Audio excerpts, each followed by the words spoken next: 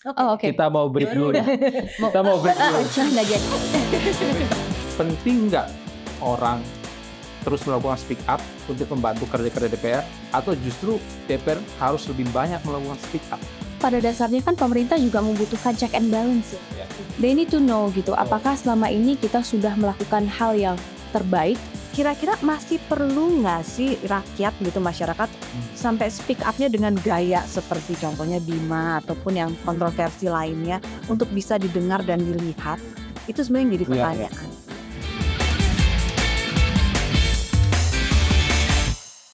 Jumpa lagi di Ini Parlemen, sebuah podcast yang membahas tentang parlemen bersama saya, Indra Pahlevi, dan rekan setia saya, Bang Indra Iskandar. Halo. Gimana, sehat, Bang? Alhamdulillah, baik. Kelihatannya kalau ngeliat-liat matanya itu kecapean. Aduh. Tapi kok selalu fresh ya kalau tampil di Ini Parlemen? Kenapa nih? Kelihatan mukanya kecapean, tapi hari ini terlihat fresh karena ada 2 tamu yang luar biasa. Ini dia. Ini dia. Jadi sudah di bridging nih sama Bang Indra, kita kedatangan 2 tamu spesial, ya. 2 perempuan cantik yang ada di muka bumi ini, ya, yang akan menjadi tamu kita, ya. Yang tentu akan kita ngobrol-ngobrol seputar fenomena speak up. Wah.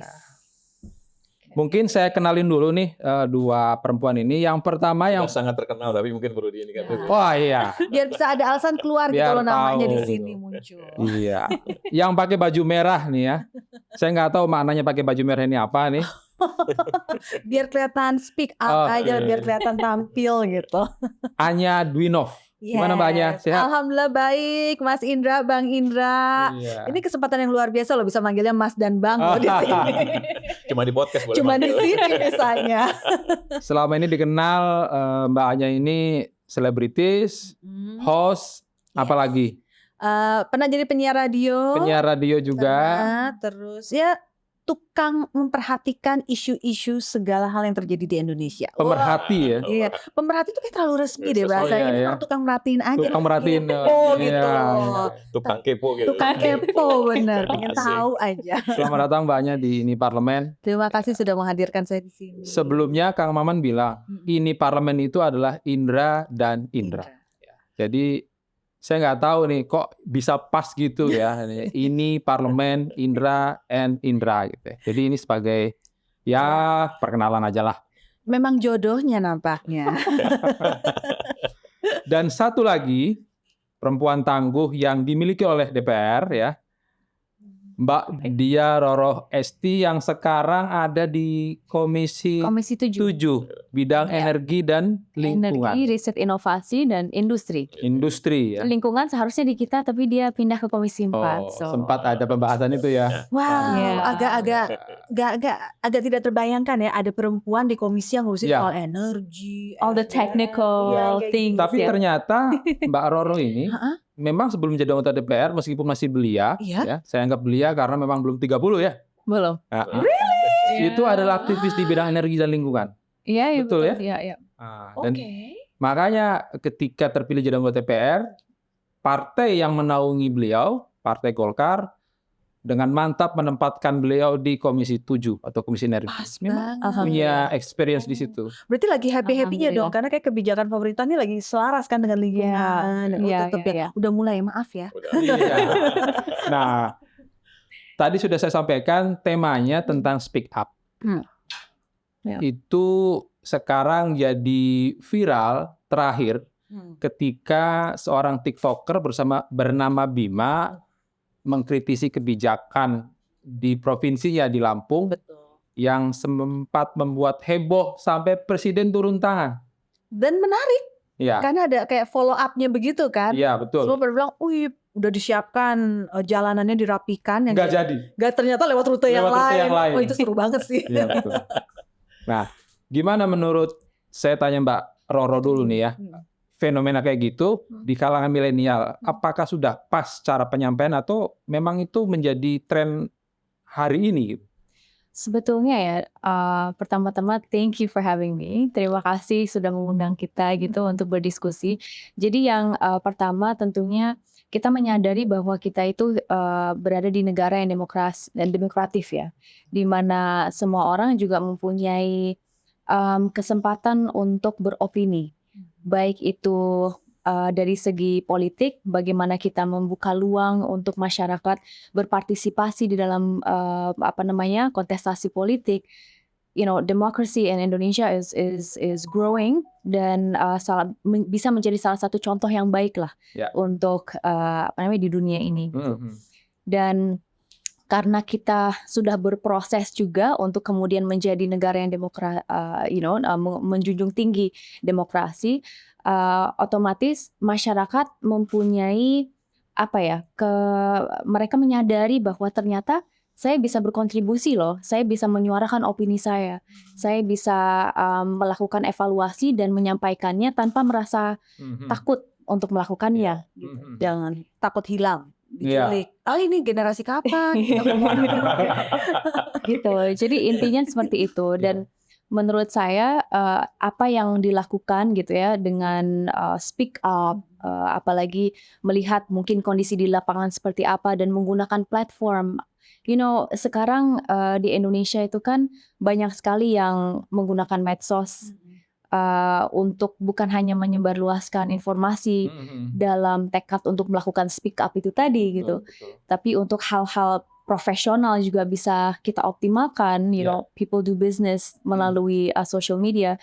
Tapi di samping itu apa yang dilakukan sebetulnya menggunakan platform sosial media, YouTube, TikTok gitu ya, untuk melakukan sebuah ibaratnya memberikan sebuah kritikan terhadap apa yang dia lihat secara real di lapangan. Iya. Jadi di satu sisi memang pada dasarnya kan pemerintah juga membutuhkan check and balance ya. Ya. They need to know gitu, Betul. apakah selama ini kita sudah melakukan hal yang terbaik atau mungkin ada ruang-ruang di mana kita harus membenahi diri gitu. Dan dengan opini dan penyampaian yang telah disampaikan sebetulnya kasus di Lampung itu di satu sisi kan bagus. Karena dari situ pemerintah langsung berpikir, oke, ternyata kita punya celah nih di sini. Lalu kemudian kita harus melakukan sebuah perubahan. Tapi kalau misalnya ini kan kontroversinya adalah karena dengan berjalannya waktu cara penyampaiannya kurang, saya nggak tahu ya apakah kurang etis atau Gimana kurang perubahannya? caranya kurang. Tahu aja sih mesti nanya ke sini. Kalau yang disampaikan Mbak Iya. Roro ini kan ini ya, Mbak Roro biasa mengelola konstituen di publik gitu ya, sehingga berbagai hal tuh memang selalu menjadi pencermatan.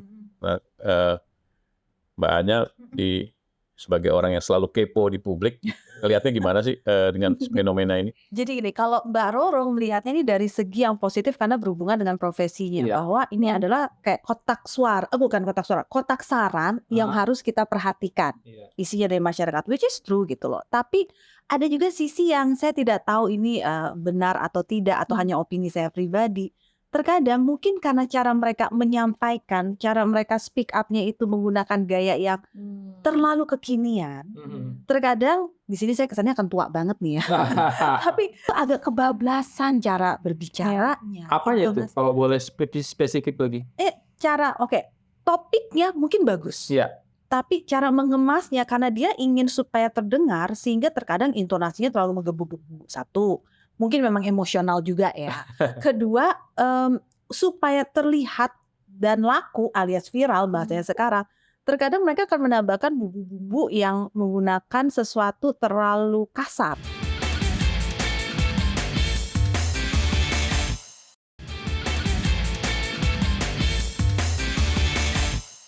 Gimana? Kan DPR Tahan juga lagi nih. tugasnya parle. Ya, Parle speak. itu speak ya. Gimana? Ya tentu kita mempunyai kewajiban untuk menyuarakan aspirasi masyarakat. Ibaratnya kalau jadi anggota DPR dan nggak ngomong, itu seakan-akan kita tidak menjalankan tugas dengan baik. Gitu. Dan tentunya karena kita juga salah satu fungsinya adalah pengawasan ya. Jadi ketika kita turun ke lapangan, kalau lagi ke daerah, ke dapil gitu, kita melihat permasalahan apa aja sih yang dialami oleh masyarakat gitu kan. Lalu kemudian karena kalau DPR ini kan sifatnya lebih dari Sabang hingga Merauke, permasalahan senusantara itu Iya. harus kita pikirkan juga. Tentunya sesuai dengan komposisinya masing-masing gitu kan. Sedangkan kalau di daerah mungkin lebih localized. Jadi ngelihat mungkin ada perbaikan jalan yang harus dilakukan, mereka bisa langsung menyuarakannya ke bupatinya. Tapi kalau misalnya di pusat ya kita betul-betul mungkin lebih broad ya, yang bisa kita suarakan. Punya pengalaman yang menarik misalnya Mbak Roro speak up di sebuah rapat kerja dengan mitra gitu, terus mendapatkan perhatian spesial. Sering sih, maksudnya saya tuh prinsipnya adalah setiap kali hadir di rapat itu justru harus bicara. Kalau misalnya tidak bicara, saya merasa kayak saya tidak optimal dalam menjalankan tugas. Mbaknya udah merasakan itu. Apa tuh? Anggota DPR itu melakukan speak up atas nama rakyat sebagai masyarakat nih. Ini kita fair-fairan ya, di sini ya, fair-fairan ya. Sebagai masyarakat terkadang dia kalau melihat TV parlemen gitu kan, atau nggak bocoran-bocoran ada channel-channel tertentu, kayaknya yang bicara dia lagi ya, yang lainnya mana ya? Maaf ya Bang ya, maaf ya Mas ya. Tapi ini kan masyarakat. Iya, honest aja. Honest. Terkadang gini, oke, saya pernah ngelihat Mbak Roro berbicara dalam sebuah rapat kabinet mungkin waktu itu, atau dalam suasana rapat. Tapi kadang-kadang lihat, kok dia lagi yang lainnya mana? Bukannya kita ada berapa ratus orang anggota di sini ya? 575. 575. Kemana aja kok banyak banget kursinya yang kosong? Ini kan tanggapan masyarakat. awam ya. Yang akhirnya masyarakat ingin bertanya lebih lanjut, cuman bingung juga. Kita balik lagi kalau kita bicara mengenai speak up. Iya. Saya termasuk generasi yang sempat merasakan zamannya tanpa ada sosial media. Sosial media ini kan seperti corong yang membantu masyarakat untuk lebih mudah menyuarakan pandangan, keresahan mereka, ketidaknyamanan mereka, dan kemungkinan untuk didengar dengan yang berkepentingan lebih dekat. Kalau zaman dulu kan kita kalau misalnya punya keresahan, kalau ke DPR ada kita demo di depan, pakai toa beneran, bawa mobil berdiri, ya kan? Ada era yang seperti itu. Nah, kalau dengan adanya era sosial media seperti ini, kira-kira masih perlu nggak sih rakyat gitu, masyarakat sampai speak up-nya dengan gaya seperti contohnya Bima ataupun yang kontroversi lainnya untuk bisa didengar dan dilihat? Itu sebenarnya yang jadi pertanyaan. Kalau Nggak sih Bang? ada perspektif? Kalau yang lembut-lembut aja, sopan-sopan aja kayaknya nggak Karena didengar. beliau ini sering menghadapi hal-hal yang kayak tadi. Iya kan? Ya speak-up baik melalui media sosial maupun langsung datang ke depan. Hampir tiap hari gerbang depan itu ditutup, ya Bang ya? Ya memang tentu sebagai lembaga parlemen gitu ya, kompleks parlemen ini memang salah satunya memang menggunakan terminologi rumah rakyat gitu ya. Jadi setiap apapun yang publik merasa pengen menyampaikan tuh seakan-akan bisa sampaikan ke DPR gitu. Walaupun berbagai saluran tetap kita buka, kita punya Biro Hukum dan Pengaduan Masyarakat gitu ya, yang banyak menerima pengaduan masyarakat juga gitu ya, dan berbagai kanal-kanal yang juga kita buka, dan kita memonitor lewat IT kita, bagaimana perbincangan di publik tentang DPR gitu ya, kita juga melihat itu.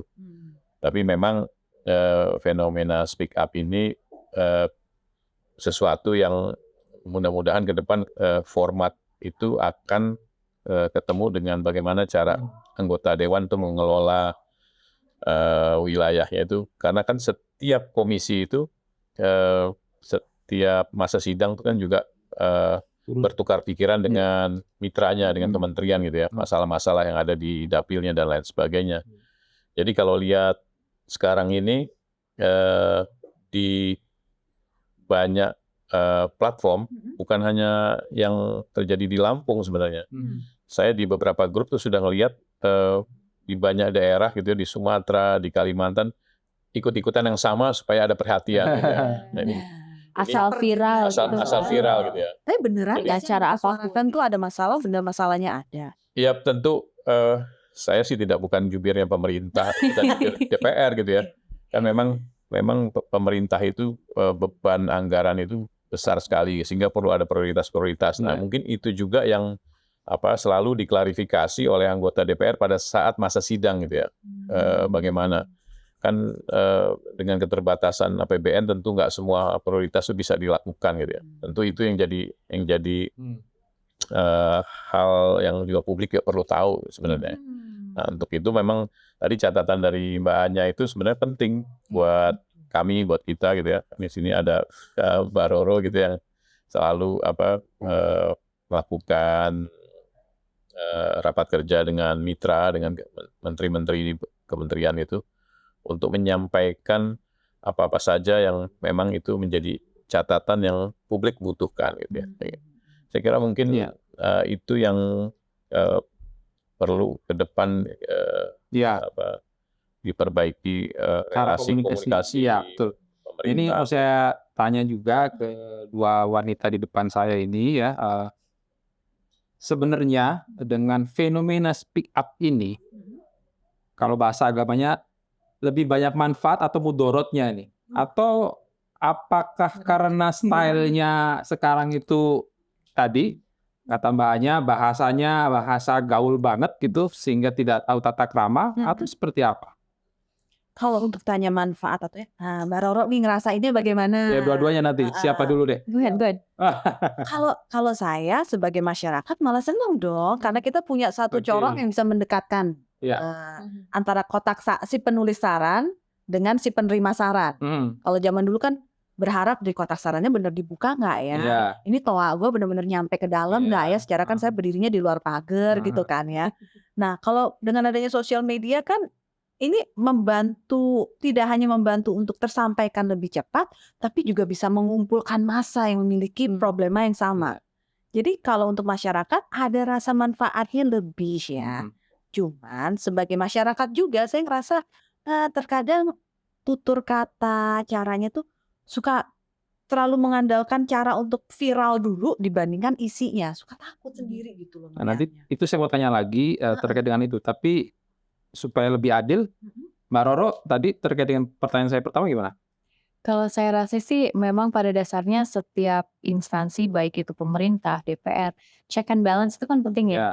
Dan kita sebagai wakil masyarakat juga harus mendengarkan apa yang menjadi bagian dari keluhan masyarakat itu Ya, tadi. betul, Gitu. betul. Asal seperti saya sependapat gitu bahwasanya segala sesuatu hal tuh bisa dikomunikasikan dengan baik. Dengan cara yang tentunya baik juga gitu. Ya. Mengikuti berbagai macam set norma yang etis gitu ya. Agar yang menerima masukan dan kritik juga bisa melihat Menerima, bahwa okay, well, this is constructive criticism gitu. Dan kita sebagai kalangan dari pemerintah, dari DPR, ya kita bisa membenahi diri dan bisa melakukan pekerjaan kita atau memperbaiki pekerjaan kita agar kerjanya bisa optimal gitu Ya, kan. Jadi memang pada dasarnya apa ya, it's good, but at the same time kita harus paham bahwa ada batasan-batasannya juga gitu Ya. ketika kita menyampaikan sebuah opini.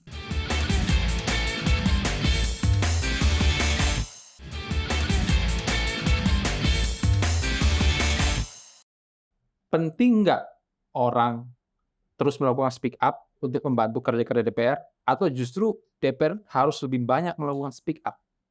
Saya rasa dua-duanya ya. Jadi di satu sisi kita berharap bahwa ada check and balance yang dilakukan gitu, di mana kita dalam posisi mendengar aspirasi itu ya kan, criticism yang pada pantasnya memang kita harus mendengarkannya agar kita bisa membenahi diri.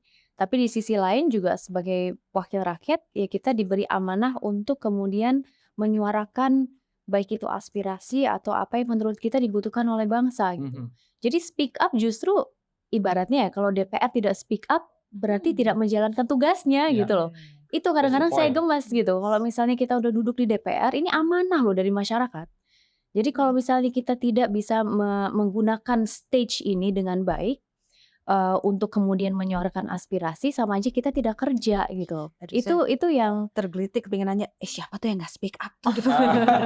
Gelitiknya langsung ke arah sana loh. Terus. Dan di DPR itu pada dasarnya ya gampang-gampang sulit gitu. Karena kadang-kadang kita sudah perform, kita sudah mengabdi ibaratnya ya, udah menyuarakan aspirasi dan lain sebagainya, tapi tetap aja dipandang jelek. Karena tingkat kepercayaan publik terhadap institusi, terkhusus DPR itu masih sangat rendah. bisa dibilang di kisaran 50-an% lah ya Iya. dibandingkan misalnya TNI atau TNI. lembaga-lembaga lainnya. Tapi DPR itu punya juga Open Parliament Indonesia. Jadi justru ini adalah salah satu tekad kita di DPR ya kan, Bang Indra. Hampir manggil Pak gitu. Hampir kecelakaan manggil Pak.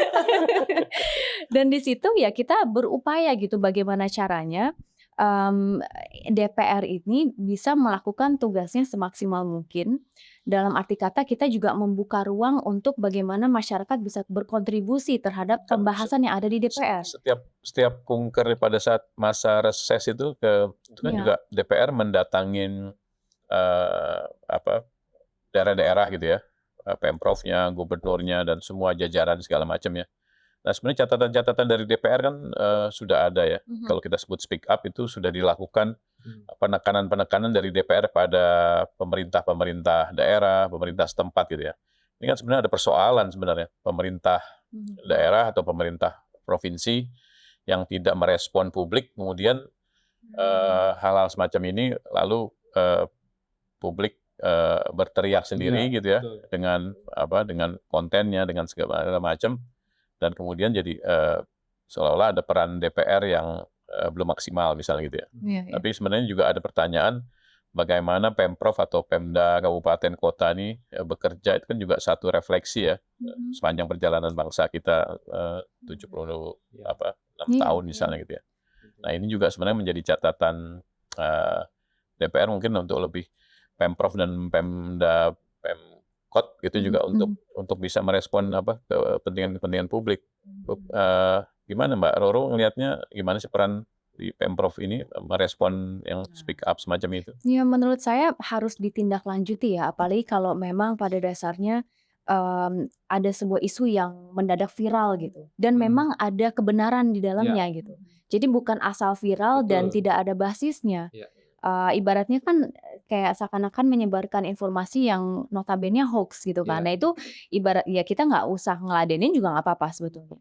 Tapi kalau memang ada kebenaran di dalamnya, saya rasa pemerintah baik itu di level provinsi, kabupaten mempunyai kewenangannya masing-masing untuk melakukan sebuah perubahan, untuk menelusuri bagaimana sebetulnya kenyataan di lapangan, dan mereka Iya. punya tim loh untuk ini Iya, gitu. betul. Tinggal merintah. Kalau kepala daerah itu kan tinggal merintah aja, tangan kanannya siapa, Iya. tolong dicek, diperiksa, atau bisa langsung kunjungan ke wilayah itu. Kalau di Lampung misalnya yang kemarin sempat ramai itu kan jalanannya yang sangat amat rusak gitu Iya, kan, sampai Pak Jokowi bilang bahwa beliau bisa tidur nyenyak gitu, padahal sebetulnya nggak bisa, ya kan? So itu menurut saya ya mempunyai peran sangat amat penting pemerintah dalam hal ini untuk kemudian menggunakan power yang mereka miliki untuk membenahi permasalahan yang ada di lapangan. Jadi speak up is important in my opinion, dengan batasan-batasan tertentu.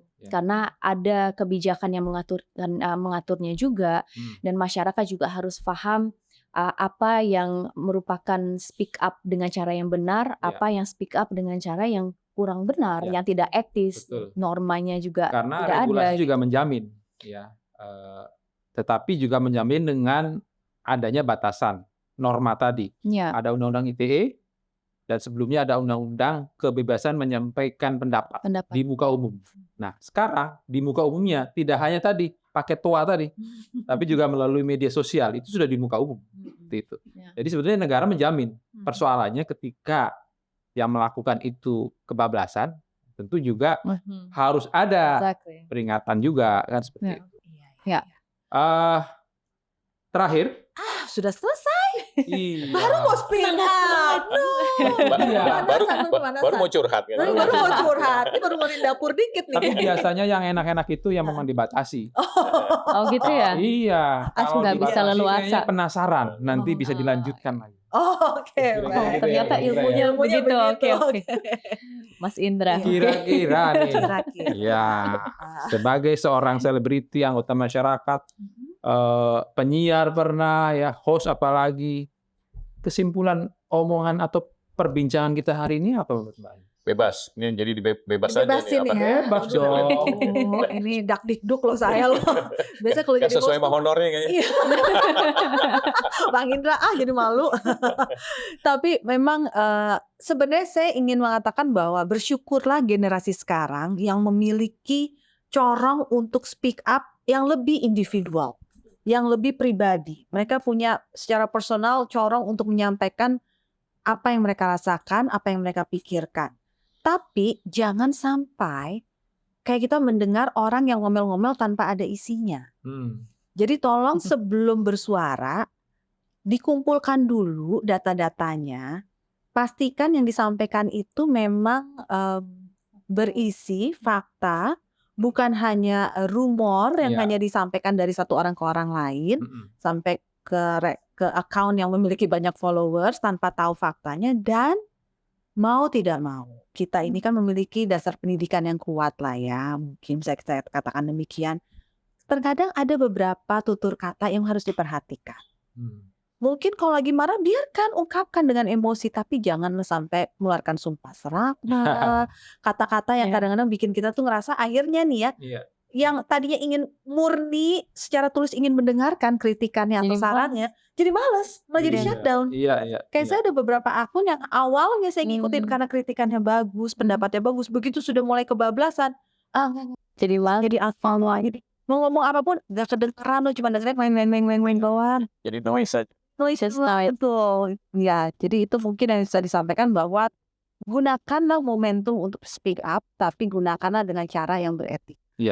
Jadi kesimpulan singkat saya atas kesimpulannya Mbaknya, Iya. berspeak up lah secara bijak, gitu ya. Kalau Mbak Roro, Kalau dari saya mungkin kurang lebih sama ya. Jadi memang kita harus mengoptimalkan kesempatan untuk speak up. Ya. Baik itu dari kalangan masyarakat, DPR, pemerintah dan lain-lain gitu. Jadi bagaimana kita mengoptimalkan kesempatan itu, tapi kembali lagi mengetahui batasan-batasannya itu seperti apa. Ya. Ada etika dan norma yang harus kita ikuti. Fact checking is also very important. Ya. Jadi kita harus ketika menyampaikan sebuah pesan itu betul-betul harus berdasarkan fakta di lapangan atau fakta yang dikemukakan oleh sumber-sumber yang memang terpercaya gitu. ya, betul. Jadi pada dasarnya itu tadi gitu. Kita apalagi dengan HP ya. HP ini kan semua orang ya mayoritas dari masyarakat itu punya akses. Iya. Apalagi kalau misalnya kita berbicara mengenai internet aja itu lebih dari 200 juta penduduk Indonesia punya akses. Iya. Kalau TikTok sendiri aja udah 100 juta penduduk Indonesia yang punya akses terhadap TikTok. Iya. Maka dengan akses dan kemudahan yang diberikan kepada masyarakat, kepada kita semua ya kita harus menggunakannya seoptimal mungkin. Kembali lagi dengan mengingat bahwa ada beberapa standar yang harus kita Ya, fulfill dengan menggunakan. Luar biasa kesimpulan yang komprehensif nih dari Mbak Roro. Bang Indra, mungkin ada closing statement juga yang bisa disampaikan. Nah, gitu dong. Saya kira Ayo Bang yang Indra. disampaikan sama Mbak Roro itu sudah Komplit. menyimpulkan kepentingan masyarakat dan bagaimana cara pandang DPR pada publik ya ke depan soal cara itu menjadi penting gitu ya, karena kita bangsa yang beradab gitu ya. Bagaimana kita mengedepankan sopan santun dan tata cara yang baik sehingga tidak menggunakan istilah-istilah yang orang lain menjadi tidak nyaman gitu ya. Dan yang penting memang tentu buat saya dari sisi lain pemerintah provinsi, pemerintah daerah, kota, karena tadi isunya berangkat dari masalah yang berkaitan dengan kepentingan publik, tentu juga harus bisa merespon hal-hal yang berkaitan dengan kepentingan masyarakat gitu ya. Baik, kesimpulannya sama sebetulnya ya. Pertama, speak up, bijak, ya, santun, berdasarkan fakta. Kira-kira itu. Jadi kalau yang berlebihan memang selalu hasilnya tidak baik. Apapun itu, apalagi speak up dan menyampaikan aspirasi. Dan tugas anggota DPR ya, sebagai wakil rakyat, sebagai penyambung lidah rakyat juga harus Oh, itu paling benar itu ya. ya, Tolong masyarakat ini dikasih tahu apa speak up. saja yang Iya. sudah terjadi, speak up untuk kita juga. Iya, iya. Laporan kerja gitu ya. Kadang-kadang harus juga Tetap butuh diayomi. kadang-kadang harus juga viral juga. Pak. Viral. Iya dong. Dan beberapa Iya, ya, jadi nggak apa-apa viral, tapi viral yang baik tentunya yang orang tahu tentang apa yang dilakukan oleh DPR dan apa hasilnya kira-kira kayak gitu ya. Agreed. Baik, Sobat Parlemen, kita sudah di penghujung obrolan kita yang sudah menghadirkan para tamu yang luar biasa tentang fenomena speak up. Sampai jumpa lagi di Ini Parlemen episode berikutnya.